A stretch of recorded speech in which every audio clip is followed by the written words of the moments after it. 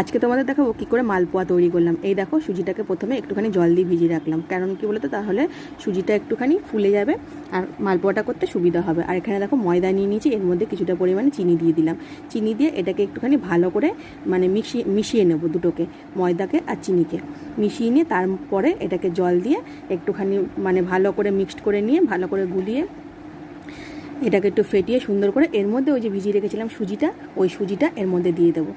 তোমার মালপোয়া করা কিন্তু একদম সহজ, যে সে করতে পারবে। এর মধ্যে তোমরা চাইলে একটুখানি মৌরিও দিয়ে দিতে পারো। আমরা আর মৌরিটা দিইনি, কারণ আমাদের মৌরি খেতে ভালোবাসি না, এর জন্য দিইনি।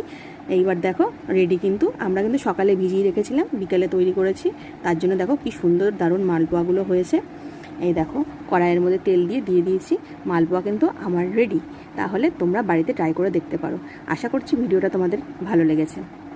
ভালো লাগলে একটা লাইক, কমেন্ট, শেয়ার করে দিও। এই দেখো তৈরি আমার মালপোয়া, কি সুন্দর দেখতে হয়েছে বলো।